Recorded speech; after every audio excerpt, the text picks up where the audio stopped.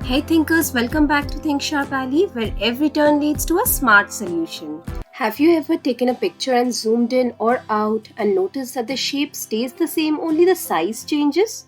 That's exactly what similarity in mathematics is all about.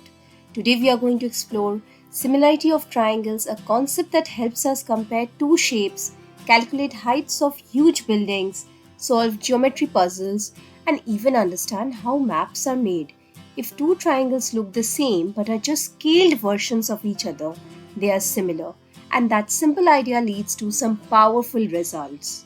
Two triangles are called similar when they have the same shape even if their sizes are different. That means one triangle could be enlarged, shrunk, stretched, but the outline remains the same. So if triangle ABC is similar to triangle PQR, we write it as this triangle ABC, that's a similarity sign to triangle PQR. And what does that tell us? First, their corresponding angles are equal, which means angle A is equal to angle P, angle B is equal to angle Q, and angle C is equal to angle R. Second, their corresponding sides are in proportion. So the ratios of matching sides are the same. That is AB by PQ will be equal to BC by QR, that is equal to CA by RP. So in simple words, same angles, proportional sides. That's the heart of similarity. Once two triangles are similar, these two facts will always hold true. Now that we know what similar triangles are, the next question is how do we prove that the two triangles are similar? For that, we use three important similarity rules, also called axioms of similarity. The first one is AAA similarity, also called AA similarity. This is the simplest one. If two angles of one triangle are equal to two angles of another triangle, the third angle automatically becomes equal. So the triangles must be similar. No need to check sides, just match any two angles and you're done. For example, in this triangle QRS and TRV, we have angle Q and angle T equal because each of them is equal to 90 degree, and angle R is equal to angle R of this triangle as they are vertically opposite angles. So we say triangle QRS is similar to triangle TRV. Now let's focus on this triangle. Let's say DE is parallel to BC given. Then in triangle ADE and triangle ABC, we have one common angle, angle A, and we have corresponding angles, angle D and angle B. Already we have got two pairs of angles.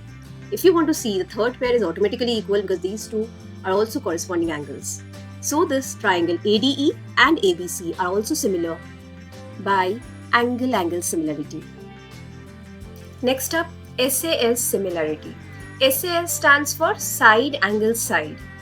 So if the ratio of two corresponding sides of the triangle is equal and the included angle between those sides is equal, then the triangles are similar. For example, in these two triangles, triangle ABE and triangle DBC, we have AB by BD is equal to 27 by 8, which upon cancellation I get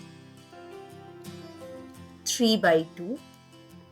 Also, EB by BC equal to 36 by 24, which upon cancellation again gives me 3 by 2. We are cancelling by 12 over here. So we see the ratio of two sides are equal, and there is one more. The included angle is also equal because this is vertically opposite angle. So we can say these two triangles are similar by which axiom? By side angle side axiom. That's it, very simple. The third axiom of similarity is SSS similarity. If the ratios of all three pairs of corresponding sides are equal, then the triangles are definitely similar, even if no angle information is given. So if two triangles ABCDEF are such that the ratio of the sides, that is BC by EF and AC by DF and AB by DE are all equal, then we can say the triangles are similar. And guess what? If the triangles are similar, their corresponding angles will also be equal. So this implies that angle A will be equal to angle D, angle B equals to angle E, and angle C is equal to angle F.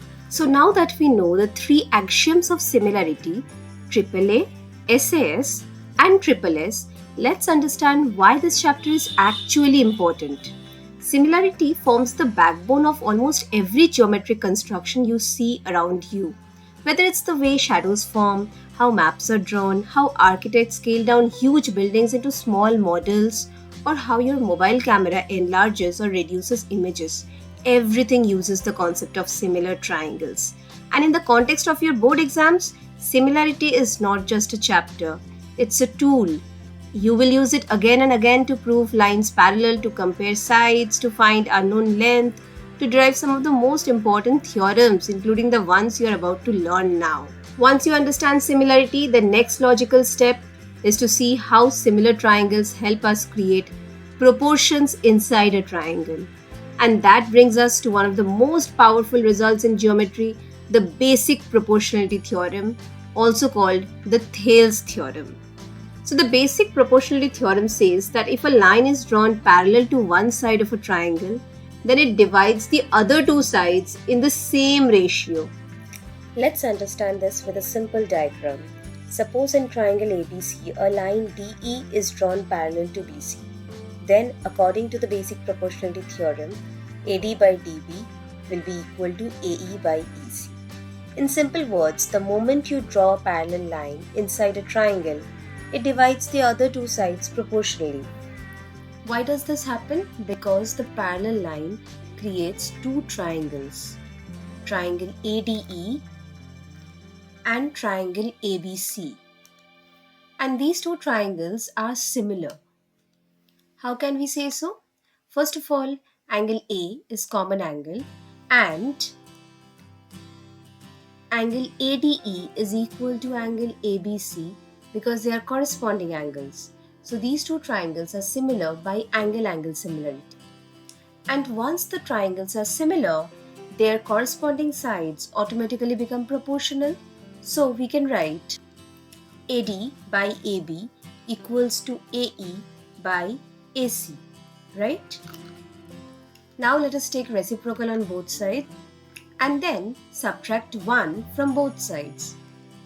Then a bit of simplification, like taking LCM over here and then subtracting. So AB minus AD is going to give me BD, and AC, that means the complete one, minus AE will give me EC.